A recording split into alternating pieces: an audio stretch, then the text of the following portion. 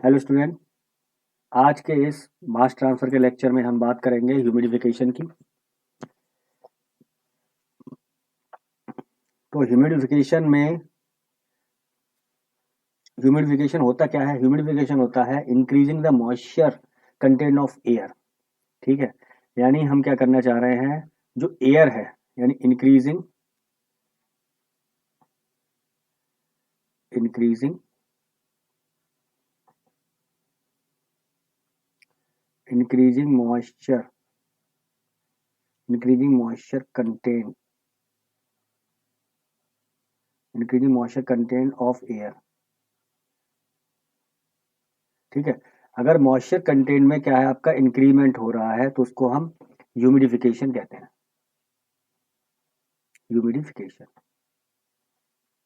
और अगर आपका decreasing moisture content in air, अगर आपका यहां से हो जाए decreasing moisture decreasing moisture content of air, इसको हम बोलते हैं डीह्यूमिडिफिकेशन। डीह्यूमिडिफिकेशन। अब ये ऐसा क्यों होता है, क्यों नहीं होता है, यानी इंक्रीज क्यों करता है और आपका डिक्रीज क्यों करता है, इसकी हम बात करेंगे जब आगे इसके लेक्चर हम बढ़ेंगे आगे, तब इसके बारे में बात करेंगे। अभी केवल आप इतना याद रखिए कि increasing moisture content of air आपका ह्यूमिडिफिकेशन कहलाता है और decreasing moisture content of air आपका डीह्यूमिडिफिकेशन कहलाता है। ठीक है, तो अब हम मॉइस्चर इंक्रीज और डिक्रीज क्यों कर रहे हैं, ये सब इसकी बात हम आगे करेंगे। ठीक है, तो इसमें एक पहला जो टर्म आता है वो आपका आता है ह्यूमिडिटी। ह्यूमिडिटी क्या होती है? ह्यूमिडिटी, या इसको हम बोलते हैं आपका एब्सोल्यूट ह्यूमिडिटी। एब्सोल्यूट ह्यूमिडिटी, या आप इसको कह दीजिए सिंपल ह्यूमिडिटी। सिंपल ह्यूमिडिटी, या आप इसको कह दीजिए स्पेसिफिक ह्यूमिडिटी। स्पेसिफिक ह्यूमिडिटी, या आप इसको कर दीजिए mass humidity. Mass humidity, all are same. ये जो जितने भी मैंने लिखे हैं यहाँ पर, ये क्या है? All are same. ये क्या है? आपके सभी सेम है। ठीक है, ये क्या है? आपके सभी सेम होते हैं। तो हम बात करते हैं, तो ह्यूमिडिटी होता क्या है हम उसकी बात करते हैं पहले। तो जो आपका ह्यूमिडिटी है,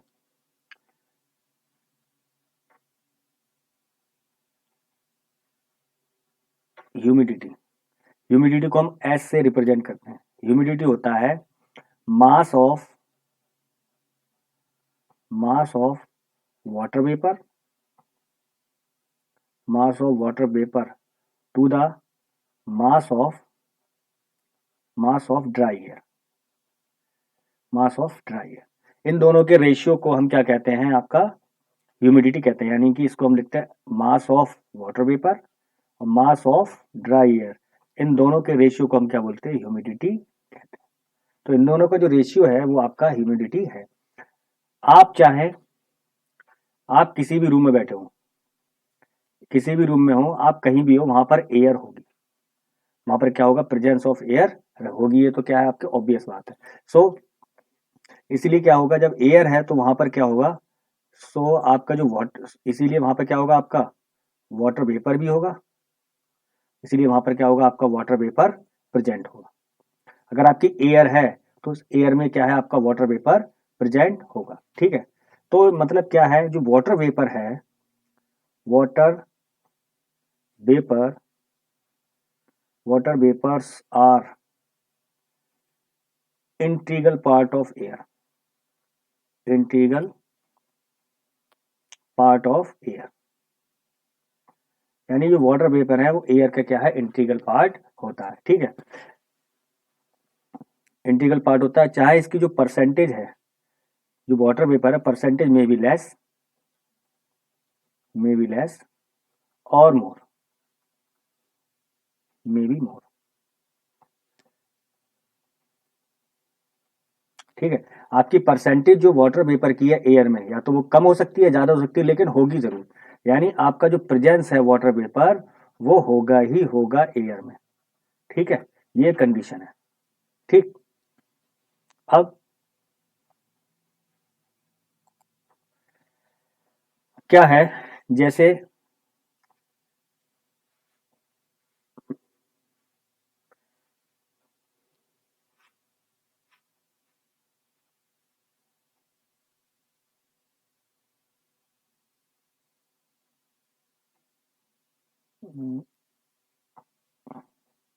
तो जो एयर है, एयर में वाटर वेपर की, तो यानी कि whatever the mass, whatever the mass, whatever mass the water occupies,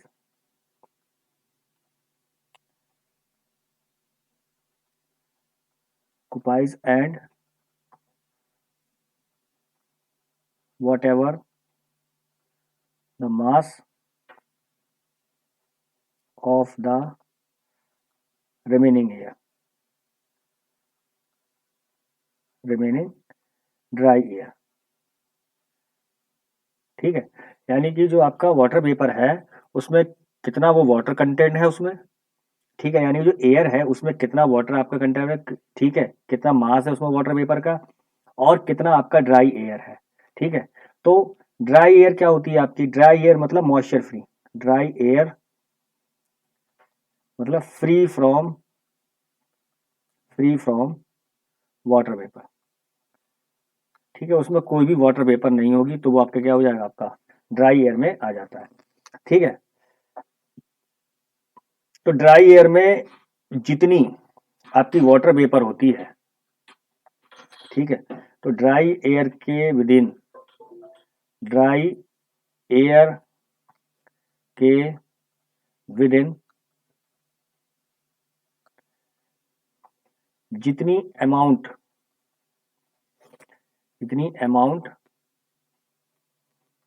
water vapour की होगी, वाटर वेपर की होगी, उसे ह्यूमिडिटी कहते हैं, उसे ह्यूमिडिटी कहते हैं। ठीक है, यानी कि जो ड्राई एयर में कितना वाटर वेपर आपका अवेलेबल है उसे हम ह्यूमिडिटी कहते हैं। ठीक है, अब क्या है, अब ये जो आपका टर्म है वाटर वेपर, ठीक है, ये आपका जितनी भी जो कैलकुलेट करने में उतना ही आपका टफ होता है। यानी कि ये जितने में ज़्यादा आपका इजी लग रहा है कि आप mass of water vapour to the mass of dry air आपका ह्यूमिडिटी होता है, इसको कैलकुलेट करना उतना ही ज़्यादा टफ होता है। ठीक है, तो क्यों, क्योंकि ऐसा इसलिए होता है क्योंकि because because because in the air because in the air calculating because in the air calculating the mass calculating the mass, that is very different, that is very different thing,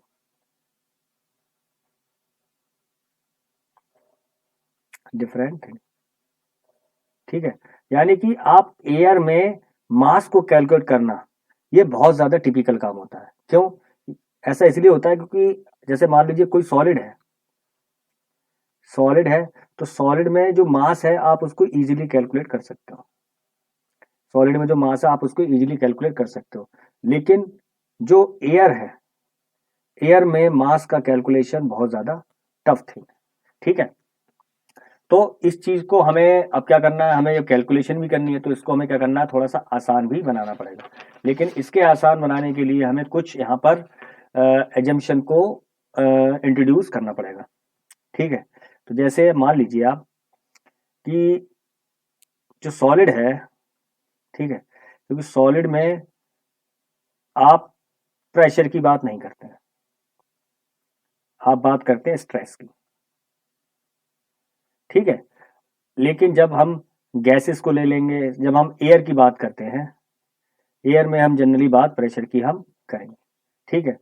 तो हमें क्या करना होगा, अब हमें इसमें एक एजम्पशन को मानना पड़ेगा। हमें ये एजम्पशन मानना पड़ेगा, इसमें एक एजम्पशन लेंगे जब कैलकुलेशन करेंगे हम ड्राई वाटर वेपर और ड्राई एयर का, तो उसमें एक एजम्पशन हमें मानना पड़ेगा। वो एजम्पशन क्या है आपका, एक एजम्पशन हमें उसमें इंट्रोड्यूस करना पड़ेगा।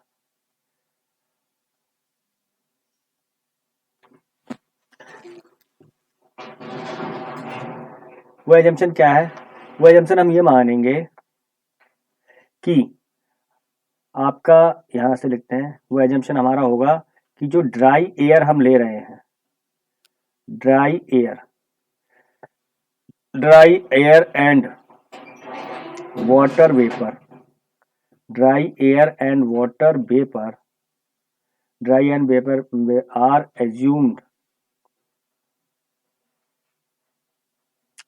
assumed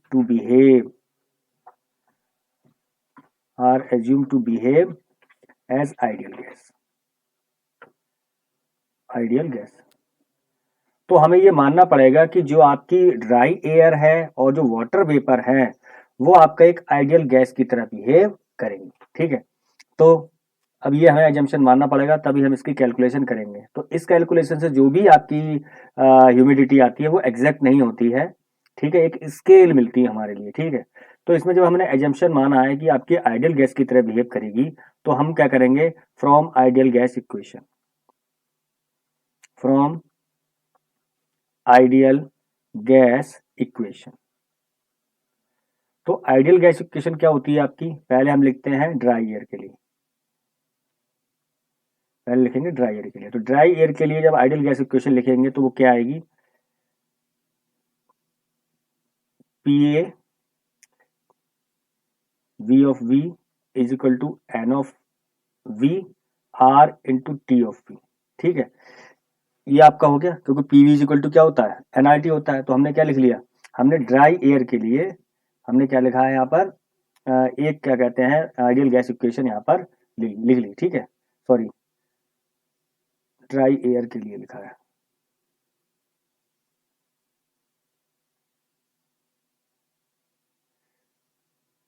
ठीक है। तो यहाँ पर पी ऑफ ए क्या है, यहाँ पर पी है partial pressure occupied by dry air. यहाँ पर पी ए क्या है आपका, partial pressure occupied by dry air. वैसे यहाँ पर क्या है, V ऑफ ए क्या है, volume occupied by dry air. N A क्या है, मोल्स ऑक्युपाइड बाई या mole number of moles of dry air. R आपका universal gas constant, temperature at which dry air there, ठीक है, टेम्परेचर ऑफ ड्राई एयर। ये T A क्या है आपका, टेम्परेचर ऑफ ड्राई एयर। तो यहाँ मैंने ये ड्राई एयर के लिखा, दोबारा लिख देता हूँ, P of A B of A is equal to N of A R और टी ऑफ ए। ये आइडियल गैस इक्वेशन है, आइडियल गैस इक्वेशन है ड्राई एयर के लिए, ठीक है। अब इसे हम लिखते हैं किसकी, वाटर वेपर के लिए लिखते हैं हम।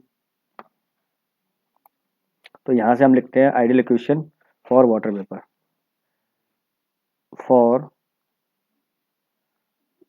For water vapour. अब हम वाटर वेपर के लिए लिखते हैं, तो वाटर वेपर के लिए लिखिए pressure volume moles R into T. ये आपका क्या हो गया, ये आपके किसके लिए हो गया, ये आइडियल गैस इक्वेशन हो गई वाटर वेपर के लिए, ठीक है।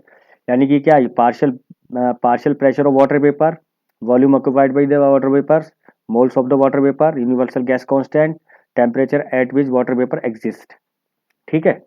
ये आपका हो गया आइडियल गैस लॉ, दोनों के लिए हमने यहाँ पे लगा दिया, ठीक है। अब मुझे ये बताइए कि जो टी ए है और जो टी बी है, टी ए और टी बी, क्या ये सेम होंगे,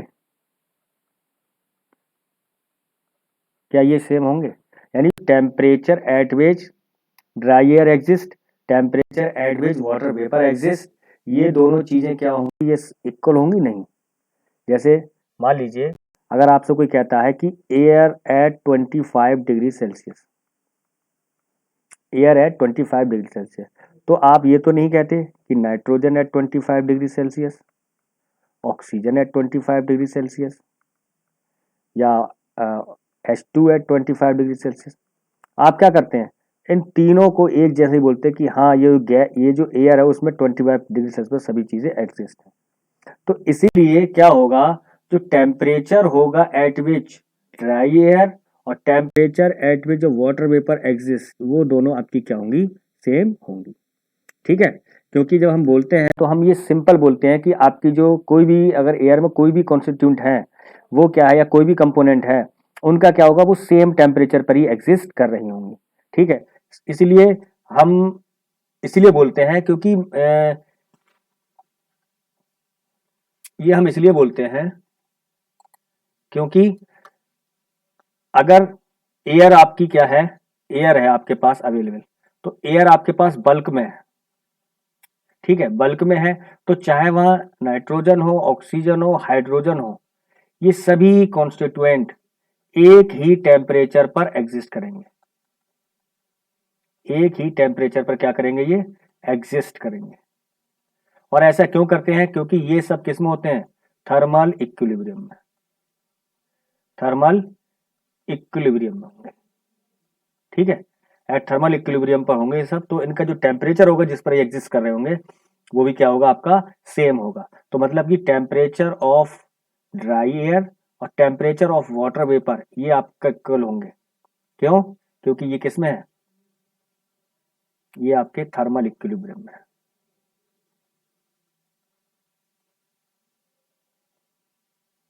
ठीक है, ये आपके थर्मल इक्विलिब्रियम में आ गए। अब हम बात करते हैं बी ऑफ बी और बी ऑफ ए की। क्या ये सेम होंगे, क्या ये सेम होंगे, क्या ये आपके सेम होंगे? हाँ, क्यों सेम होंगे, ये आपके दोनों आपके क्या होंगे, ये सेम होंगे। क्यों सेम होंगे, क्यों, क्योंकि यदि आप क्या करते हैं, अगर आप दोनों गैसेस को मानना है आइडियल गैस, दोनों गैस क्या है आपकी, दोनों गैस आइडियल हैं, दोनों गैस आपकी आइडियल हैं, तो उस केस में क्या है, अगर आपकी दोनों गैस क्या है, आइडियल हैं, तो दोनों गैस आपकी आइडियल हैं, कहाँ गया, आपने जो गैसेस ली हैं वो आपने क्या है, आइडियल गैसेस ली हैं, दोनों को माना है कि वो आइडियल गैस है। ठीक है, तो आइडियल गैस है तो क्या है, तो जो कंटेनर में अगर मैंने इसको फिल किया है, अगर मैंने दोनों गैसेस को इसमें कंटेनर में फिल किया है और इसका जो कंटेनर का वॉल्यूम है मान लीजिए 5 मीटर क्यूब है, तो अगर वो दोनों आइडियल गैस हैं, आइडियल गैस हैं, तो दोनों गैस सेम वॉल्यूम को ऑक्युपाइड करेंगी, सेम वॉल्यूम को ऑक्युपाई करेंगे। ठीक है, ये आपका मतलब क्या हुआ, यानी वॉल्यूम ऑफ वाटर वेपर और volume of dry air is equal to, आपकी क्या होंगे, ये इक्वल होंगे। अब मैं क्या करता हूँ, अब मैं डिवाइड करता हूँ, मेरे पास ड्राई एयर की इक्वेशन थी एक,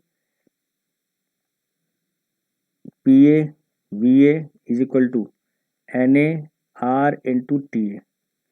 एक आपके मेरे पास इक्वेशन थी P of B of B is equal to N V R into T B. ठीक है, ये इक्वेशन थी। तो मैं क्या करता हूँ, अब इन दोनों इक्वेशन को आपस में डिवाइड कर देता हूँ। तो मेरे पास इक्वेशन आएगी बी ऑफ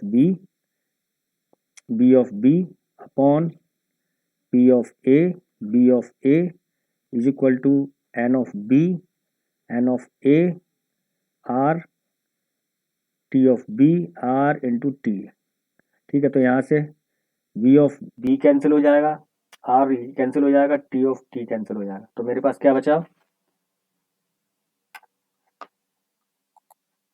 अब मेरे पास बचा केवल यहाँ पर partial pressure of water vapour, partial pressure of dry air is equal to N of B over N of A, और मैं यहाँ लिख सकता हूँ N of A is equal to P of B upon P of A. ये हमारे पास final equation आ गई। ठीक है, अब वी नो दैट हम जानते हैं कि आपका जो नंबर ऑफ मोल्स होते हैं वो मास अपॉन मॉलिक्यूलर वेट होता है, मास अपॉन मॉलिक्यूलर वेट होता है। तो इसको यहाँ से रिप्लेस कर देते हैं हम। तो अगर मैं एन ऑफ बी लिखना चाहूँ तो क्या हो जाएगा, mass of B upon molecular weight of water vapour. ऐसी ड्राई एयर के लिए लिखना चाहूँ तो N of A is equal to mass of air upon molecular weight of dry air. तो मैं इसको इन दोनों वैल्यूज को एन ए और एन बी की इसमें क्या कर दूंगा, रिप्लेस कर दूंगा। ठीक है, अब क्या बनेगा आप देखिएगा जरा। तो यहाँ जब मैं इसको रिप्लेस करता हूँ तो क्या क्या बचा मेरे पास, यहाँ आया मेरे पास mass of water vapour upon molecular weight of water vapour is upon mass of dry air molecular weight of dry air is equal to pressure partial pressure upon partial pressure of dry air. तो यहाँ से मेरे पास equation आएगी mass of water vapour mass of dry air is equal to molecular weight of water vapour molecular weight of dry air in is equal to P of B P of A. तो ये मेरे पास equation आ गई। और मुझे पता है कि mass of water vapour to dry air क्या होता है, ह्यूमिडिटी। तो यहाँ से एच ह्यूमिडिटी मेरे पास आ जाएगी molecular weight of water vapour molecular weight of dry air into partial pressure of water vapour upon partial pressure of dry air. ठीक है, ये मेरे पास ह्यूमिडिटी की इक्वेशन आ चुकी है। ठीक है, ये हमारे पास क्या आ गई, ह्यूमिडिटी की इक्वेशन आ गई है। ठीक है, अब molecular weight of water vapour होता है आपका 18.01528। Molecular weight of dry air का होता है आपका 28.97।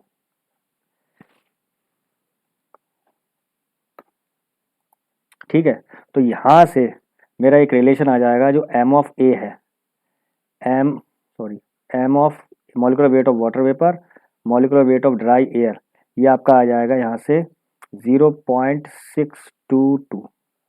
ये आपके पास वैल्यू आ गई।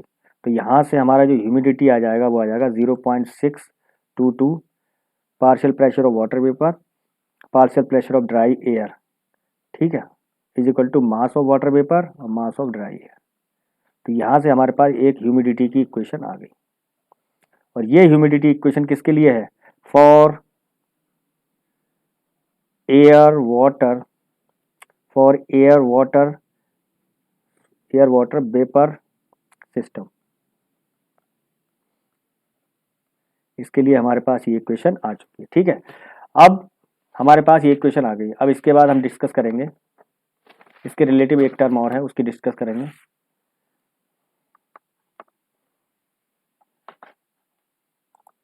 अब क्या होता है कि आपका जो ड्राई एयर है, व्हाट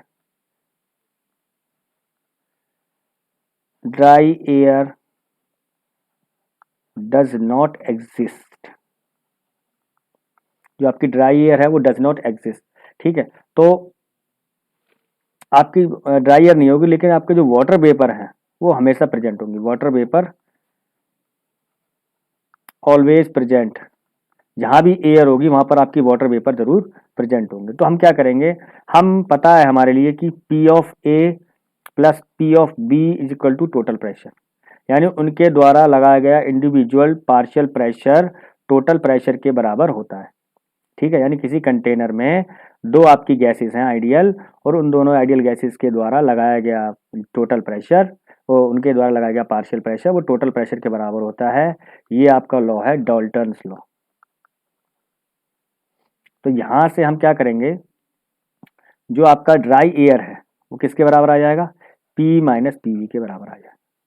ठीक है, तो यहाँ से हमारी जो H आ जाएगी वो humidity 0.622 P of B minus P minus P V. ठीक है, तो यहाँ से हमारे पास ह्यूमिडिटी आ गई। अब हम क्या करते हैं, एक टर्म और इसमें इंट्रोड्यूस होती है, वो क्या है आपकी मोलर ह्यूमिडिटी। मोलर ह्यूमिडिटी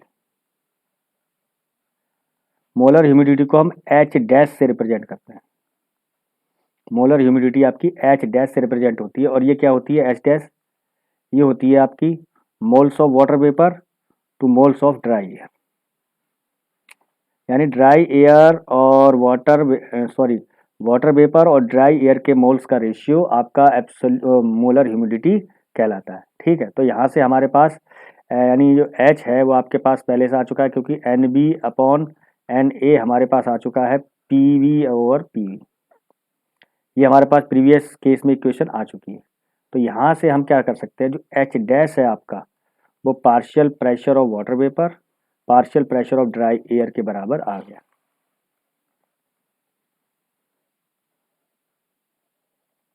ठीक है, तो यानी कि यहाँ से जो H डैश है आपका वो किसके बराबर आ जाएगा, आपका PV/P-PV। ठीक है, ये कैसे आया, ये ऐसे आया क्योंकि PA+PV is equal to total pressure. ठीक है, अब यहाँ से हम रिलेशन निकालें, रिलेशन आपका ह्यूमिडिटी और यानी रिलेशन H और H डैश में, इन दोनों में अगर रिलेशन निकालें, इन दोनों में अगर मैं रिलेशन निकालता हूँ तो रिलेशन क्या आएगा, H डैश आ जाएगा आपका 0.622 सॉरी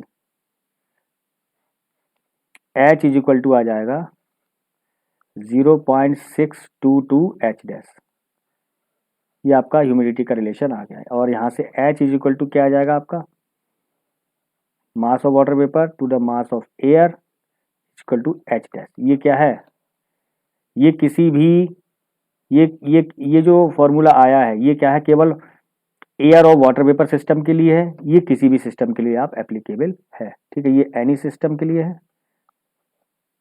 ये क्या है आपका, कोई भी आपके पास वाटर एयर और ड्राई एयर और वाटर वेपर सिस्टम, उसमें आप ये इक्वेशन वैलिड करेंगे। ठीक है, तो आज के ह्यूमिडिफिकेशन लेक्चर में इतना ही है। जब नेक्स्ट लेक्चर होगा तो हम ह्यूमिडिफिकेशन के और जो टॉपिक है उनके बारे में डिस्कस करेंगे। आज के लिए इतना ही काफ़ी है। Thank you class.